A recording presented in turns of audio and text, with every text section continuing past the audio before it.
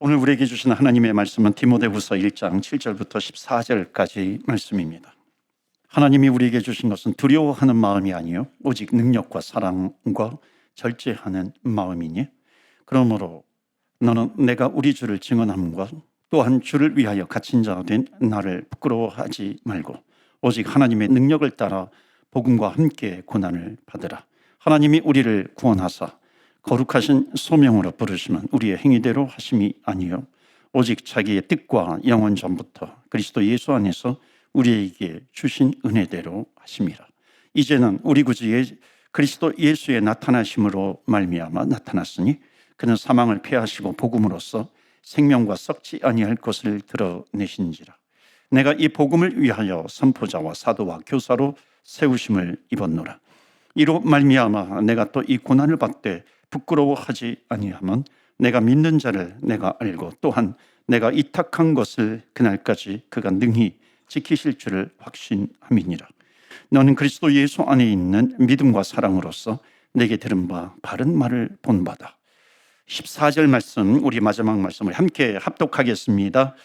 우리 안에 거하시는 성령으로 말미암아 내게 부탁한 아름다운 것을 지키라. 아멘. 하나님의 말씀입니다. 오늘도 하나님의 말씀에 은혜 받으시고 새 힘을 얻으시고 또 한 주간 승리하시기를 주의 이름으로 축원합니다. 아멘. 디모데후서 말씀 오늘부터 좀 살펴보겠는데요. 디모데후서는 이 바울이 감옥에서 사랑하는 영적인 아들 디모데에게 보낸 편지의 글입니다. 그러니까 이 당시에 바울은 감옥에 이제 갇혀 있었던 거죠. 복음을 전하다가. 그러니까 로마에서 재판을 받을 때 잠깐 이제 나와서 자유의 몸이 된 적이 있었습니다. 그리고 이제 다시 감옥에 갇혀서 순교를 당하게 되죠. 바로 그 순교 당하기 직전에 쓴 성경이 디모데후서입니다. 그러니까 바울의 인생 가운데 가장 마지막에 기록된 성경이기도 합니다. 그러니까 이 서신은 디모데후서는 바울이 죽음을 준비하면서 쓴 성경이죠. 여러분 올해 한 해가 마무리되어 가고 있습니다. 그러니까 이제 한 해 마무리하는 우리의 인생을 돌아보면서 말씀을 통해서 우리에게 주시는 메시지가 무엇인가 그것을 살펴보고요.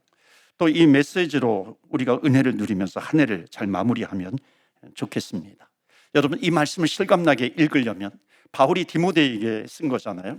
어떤 믿음 좋은 선배가 나에게 주는 이 편지의 글, 서신으로 읽으면 더욱 실감나게 될 겁니다. 주의 음성을 들을 수 있는 것이죠. 우리 디모데후서 1장 7절 말씀 보실까요? 1장 7절 말씀 보시면 하나님이 우리에게 주신 것은 그렇게 시작합니다. 하나님이 우리에게 주신 것이 무엇인지 한번 잘 생각해 보세요. 두려워하는 마음이 아니요. 그러니까 바울은 지금 복음을 전하다가 감옥에 갇혀 있어요. 거기에서 이 성경을 쓰고 있는데 감옥에 갇혔다고 해가지고 두려운 마음이 아니라고 하는 것이죠. 하나님이 우리에게 주신 것은 두려워하는 것이 아니라 그 다음에 나오는 것이 뭐예요? 오직 능력과 사랑과 절제하는 마음이다. 우리에게 능력을 주세요. 우리에게 사랑을 주시고 우리에게 절제하는 마음을 주신다는 겁니다. 8절 말씀 보시면 그러므로 너는 내가 우리 주를 증언함과 또는 주를 위하여 갇힌 자 된 나를 부끄러워하지 말고. 그러니까 지금 디모데에게 바울이 너 내가 감옥에 갇혀 있다고 부끄러워할 필요 없어. 그러면서 오직 하나님의 능력을 따라 복음과 함께 너도 고난을 받으라 말씀하고 있습니다. 여기에서 고난이라고 하는 것은 이 당시에는 감옥에 갇히는 것이죠. 복음을 전하다가 감옥에 갇히는 것, 이것을 부끄러워하지 말아라 하는 겁니다. 그러니까 너도 이 복음의 하나님의 능력, 복음의 능력을 따라서 고난을 받으라 하는 거죠. 여러분 이것은 이 성경은 2000년 전에 쓰여진 성경입니다. 이 당시에는 예수님을 전하면 감옥에 갔어요. 왜 감옥에 들어갔냐면 그 당시에는 로마 황제만이 큐리오스 주의 마일로 로드라고 부를 수 있는 대상은 황제밖에 없습니다. 그런데 예수님을 나의 구세주여 나의 주라고 시인해요. 예수님을 주라고 시인하면 감옥에 갇히게 되는 것이죠. 사자굴에 쳐넣어지게 되는 것이고 십자가 처형을 당하기도 하고 또는 물속에 수장이 되기도 합니다. 그러니까 이 당시에는 예수님을 믿기로 결정을 하는 순간 핍박을 받는 것, 핍박을 자처하는 것이 보편적이었습니다. 지금은 그렇게까지 안 하잖아요. 그런데 바울은 2000년 전에 디모데에게 복음과 함께 고난을 받으라 말씀하고 있습니다. 만약에 사도 바울이 지금 2000년 후에 우리에게 와가지고 이 말씀을 우리에게 하는 것은 뭐냐면은 고난과 함께, 이 복음과 함께 고난을 받으라. 이것은 너희들이 지금 신앙생활하면서 제발 좀 죄의 유혹에서 벗어나면 좋겠다, 이렇게 바꿀 수 있는 것이죠. 탐욕 가운데 살아가고 있고, 죄 가운데 살아가고 있고, 유혹 가운데 살아가고 있고, 내 욕심 가운데 살아가고 있는데, 오히려 나의 욕심, 탐욕, 이런 것이 감옥이 되어서 나를 붙들고 있는 거 아닌가? 나를 가둬놓고 있는 것 아닌가? 복음과 함께 고난을 받으라. 이것은 바로 그 불신앙적인 것, 탐욕, 죄의 욕심, 여기에서부터 나와라 라고 하는 겁니다. 여러분, 이것이 바로 디모데 후서가 우리에게 주고 있는 메시지입니다. 사랑하는 성도 여러분, 여러분 복음을 가지고 있습니까? 아멘이세요? 소리가 좀 작은 것 같은데 한 단어를 좀 덧붙일게요. 여러분 정말 살아있는 복음을 가지고 있습니까? 아멘이세요? 살아있는 복음, 생생한 복음이죠. 여러분, 복음이라고 하는 것은 하나님과 나와의 관계입니다. 그렇죠. 내가 주님을 만나기 전에는 나는 하나님의 진노의 대상, 심판의 대상이었습니다.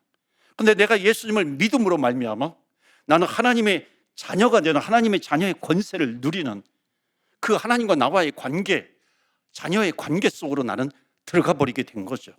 관계입니다. 그러니까 복음은 한마디로 말씀을 드리면 하나님께서 나를 붙잡아 주시는 겁니다. 우리 유 목사님 한 번 더 나오세요. 2부 때도 나오셨는데. Are you ready? 준비되셨죠? 자, 유 목사님 여기 계셨네요. 지금 목사라고 하는 타이틀이 있지만 세상에서 방황하고 불신앙에 갇혀있던 사람, 자기 욕심, 죄에 빠져있는 사람. 그런데 어느 날 하나님께서 손을 내미신 거예요. 이분이 손을 내밀어서 하나님을 붙잡은 게 아니라, 내가 그렇게 생각을 했지만은 믿고 나서 보니까 하나님께서 손을 내밀어서 나의 손을 붙잡아 주셔. 그리고 하나님의 자녀 삼아 주셨습니다. 이것이 바로 기독교라고 하는 거죠. 기독교의 구원입니다. 그런데 하나님께서 우리를 속박해서 하나님이 강제로 구원을 시켜줬다고 해가지고 하나님께서 강제로 이 구원받은 사람을 강제로 끌고 다니는 것이 아니에요. 구원받은 자녀에게 무엇을 주시냐면 자유라고 하는 것을 주십니다. 자유의지를 주시는 거예요. 그러니까는 하나님과의 관계가 있는데 그럼에도 불구하고 죄에 빠져요. 그럼에도 불구하고 탐욕에 빠져요. 어떤 죄의 유혹 속에서 살아갈 당자처럼.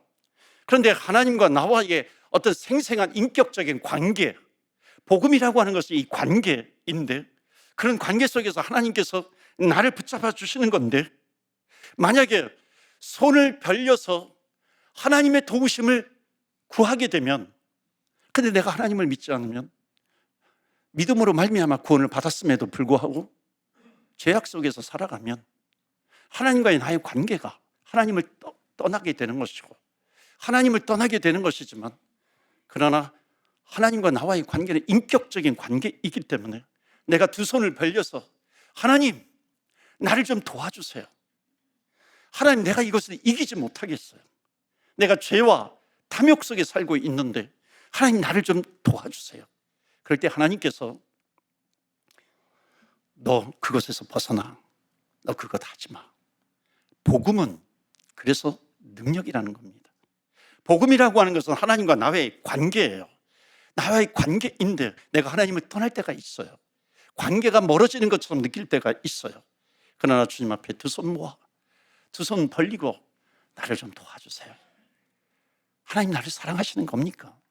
그럴 때마다 복음은 능력이라고 하는 것이 인격적인 관계이기 때문에 주님 앞에 나와 기도할 때 하나님께서 능력을 베풀어 주시는 겁니다. 그렇기 때문에 여러분, 구하지 않으면 안 돼요. 구하지 않으면 넘어지게 되는 겁니다. 그래서 복음이라고 하는 것은 뭐냐면 나와 하나님과의 관계입니다. 우리 첫 번째 메시지 다 같이 읽어요. 우리는 하나님과 살아있는 관계를 갖고 있습니다. 아멘. 하나님이 붙잡아 주시는 거예요. 여러분, 그렇다면 이 놀라운 이 복음의 믿음, 살아있는 믿음을 가지고 있는 것이 뭐냐면, 복음을 가지고 있다라고 하는 것이 뭐냐면 하나님과 언제나 이게 도움을 요청할 수 있는 생생한 관계 속에 있느냐라고 하는 겁니다. 그러니까 이 하나님과의 살아있는 관계를 가진 사람이 구원받은 하나님의 자녀인데, 성도인데, 근데 정말로 많은 사람들이 살아있는 관계를 누리지 못하고 있다는 겁니다. 그분이 나의 아버지이기 때문에 내가 어떤 일을 만날 수가 있어요. 하나님과의 나의 관계가 있음에도 불구하고 내가 넘어질 때가 있는 것이고, 내가 실패할 때가 있는 것이고, 그러나 그때에도 내가 좌절하는 것이 아니라, 하나님 아직도 나를 사랑하고 계시나요? 주님 앞에 기도하고 간구해서 내가 너를 사랑한다, 내가 너를 사랑한다, 나를 붙들어 주시는 그 하나님을 우리는 체험할 수 있는 겁니다. 이게 복음 안에 이미 다 있다는 것입니다. 살아있는 하나님과의 이 생생한 관계. 그렇기 때문에 사랑하는 성도 여러분, 오늘 부탁드리는 것은 복음으로 하나님과 살아있는 관계를 누리시기를 주의 이름으로 축원합니다. 아멘. 하나님과 살아있는 관계입니다. 자, 디모데후서 1장 9절 보실까요? 9절 보시면 하나님이 우리를 구원하사 사도 바울이 디모데에게 쓰고 있는 겁니다. 자, 우리에게 하는 그 편지처럼 읽어보세요. 하나님이 우리를 구원하신 것은 하나님 자녀 삼아주시고 천국 백성을 삼아주셨잖아요. 그런데 그것만이 아니죠. 그 다음에 나오는 말씀이 뭐예요? 거룩하신 소명으로 부르시면 우리의 행위대로 하심이 아니요. 그러니까 내가 받을 만한 가치가 있어가지고 주신 것이 아니라, 여러분, 우리가 구원받을 만한 가치가 나에게 있어가지고, 자격이 있어가지고 구원을 주신 것이 아니라고 하는 겁니다. 우리의 구원은 처음부터 끝까지 뭐예요? 그 다음에 나오는 말씀이 뭡니까? 오직 자기의 뜻과 영원 전부터 그리스도 예수 안에서 우리에게 주신 은혜대로, 그렇죠? Because of grace, 은혜대로 하십니다. 그러니까 우리의 구원은 처음부터 끝까지 은혜 때문인 줄로 믿습니다. 아멘. 그러니까 사랑하시는 하나님의 은혜가 아니면 안 된다는 겁니다. 그래서 10절 말씀 보시면, 이제는 우리 구주 그리스도 예수의 나타나심으로 말미암아 나타났으니, 이 세상에서 죽음을 이기는 것은 복음밖에 없다는 겁니다. 그래서 그는 예수님이죠. 사망을 패하시고 사망을 이기신 겁니다. 사람들이 가장 두려워하는 게 죽음 아니겠어요? 그런데 복음으로써, 그러니까 복음 안에는 뭐가 있냐면 생명과 썩지 아니할 것을 드러내신지라. 그러니까 여러분, 죽음을 이기는 능력은 복음밖에 없어요. 복음 안에 있는 겁니다. 복음 안에만 있어요. 그래서 사망을 패하시고 뭐라 그래요? 복음으로써 생명과 썩지 아니할 것을 드러내신지라. 그러니까 생명과 썩지 않을 하나님의 나라의 그 영생, 그것을 보여주신 겁니다. 그러니까 복음으로써 우리는 영원한 생명을 누리는 것이죠. 그런데 너무나도 이상해요. 이상한 것은 복음을 기뻐하지 않아요. 그러니까 복음을 기뻐하지 않는 것은 신비 중에 신비죠. 이해가 안 되죠. 근데 성경을 뭐라고 얘기하냐면, 복음은 사망을 패하세요. 사망을 이겨요. 복음은 사망을 이기시고 이 세상에서 우리 죽음을 이기게 하는 것, 예수 그리스도의 복음밖에 없다는 것을 말씀하고 있는 겁니다. 바울은 지금 무엇을 얘기하고 있냐면, 복음의 가치를 계속해서 이어가고 있습니다. 그러니까 우리가 믿고 있는, 우리가 가지고 있는 복음이 이 세상에서 가장 가치가 있는 것이라고 하는 것을 말씀하고 있어요. 이 세상에서 가장 값진 것이 복음이라고 하는 것을 말씀하고 있어요. Good news, gospel. 그런데 제가 좀 안타까운 얘기를 하려고 합니다. 캐나다가 복음을 버리고 있어요. 왜냐하면 기독교의 이 소망이 안 보이기 때문인 그런 이유도 물론 있죠. 뭐 믿지 않는 그들이 하나님을 안 믿어서 그런 것도 있지만은, 제가 볼 때는 더 중요한 것이 있어요. 우리 기독교인들이 기독교의 가치를 깎아내리는 것도 정말 무시하지 못합니다. 그러니까 우리가 복음의 가치를 깎아내리고 있어요. 여러분, 어떻게 깎아내리는지 아십니까? 이 땅에서, 이 세계에서 영원한, 죽을 수밖에 없는 우리에게 영원한 생명을 줄 수 있는 것이 복음밖에 없는데, 우리 스스로 이 복음의 가치를 복음이 아닌 것처럼 깎아내리는 겁니다. 복음 때문에 기뻐하지를 않아요. 복음을 자랑하지 않아요. 우리 믿는 사람들이 점점 그렇게 살아가고 있는 겁니다. 여러분, 좋은 자동차를 사면은 그 차라도 자랑을 하잖아요. 옷도 자랑을 하지 않습니까? 그런데 우리는 복음을 자랑하지 않아요. 어떨 때는 복음을 부끄러워해요. 이 복음 안에만 영원한 생명이 있는데, 복음 안에 영원한 생명이 있다라고 하는 것, 이것을 감추고 있어요. 제가 어느 부부의 간증을 좀 얘기할게요.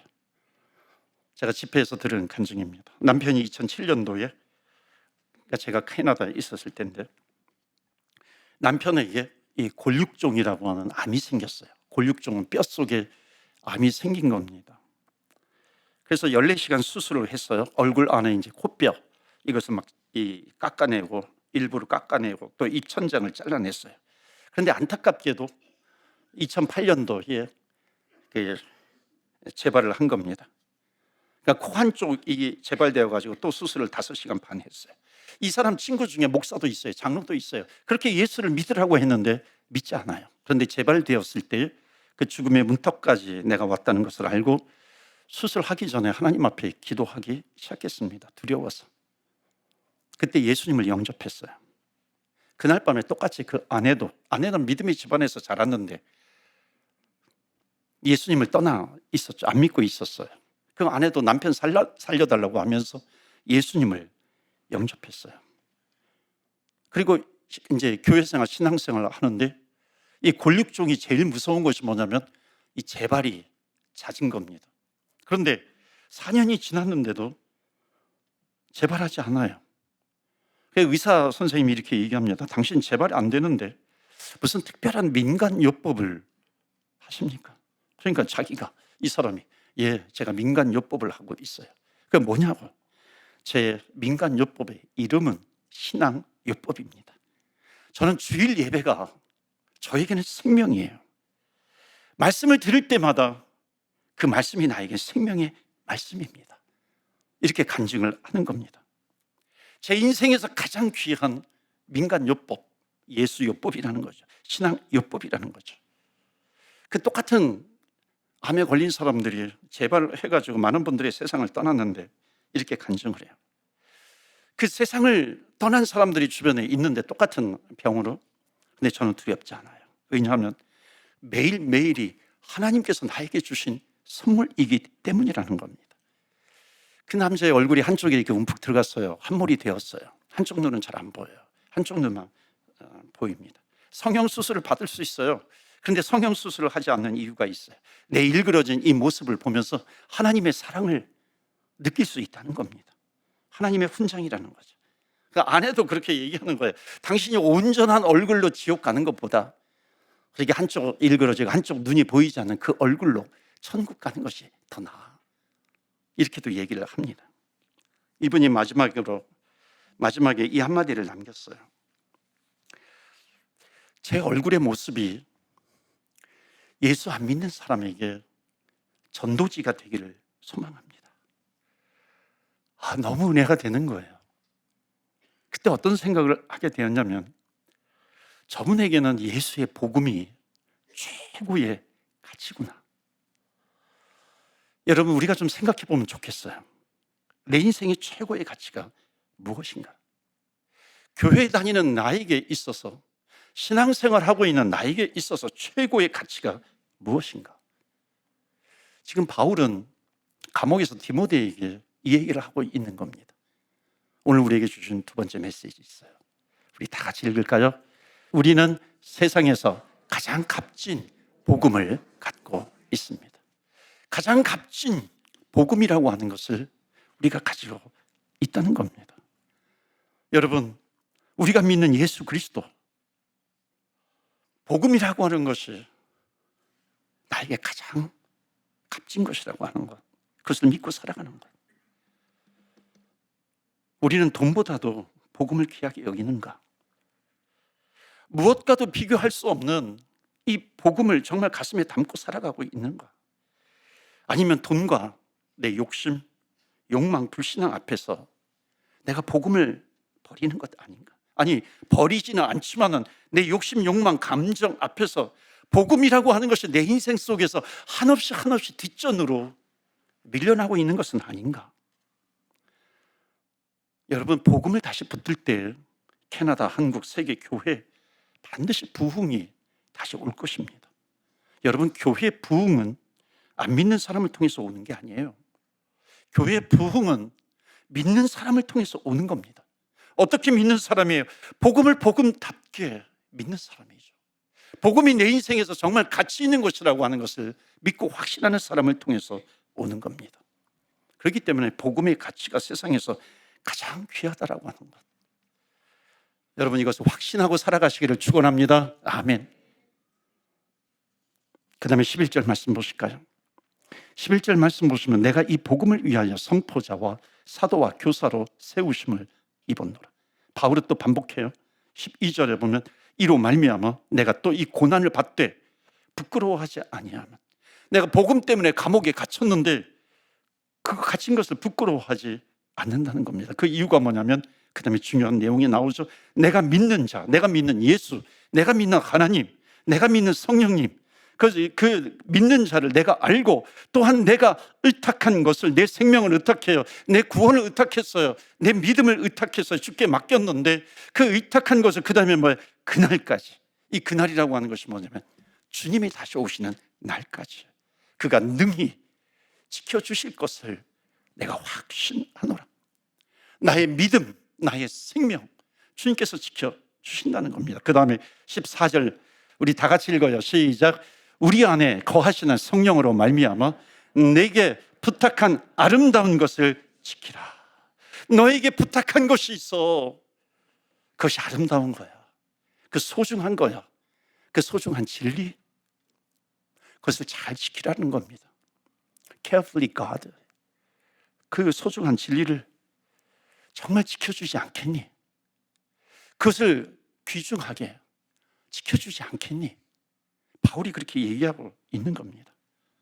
소중한 진리의 소중한 복음인데, 예수 그리스도께서 십자가에서 피 흘리면서 우리에게 주신 그 복음, 이것을 너가 조심스럽게 너의 인생에서 끝까지 그것을 지켜나가지 않겠니? 라고 말씀하고 있는 겁니다. 그렇다면 주님께서 다시 오시는 날 이 복음을 믿는 자는 하나님의 영광 가운데 들어가게 될 것이다 하는 것을 말씀한 겁니다. 그래서 바울이 디모데에게 부탁한 거예요.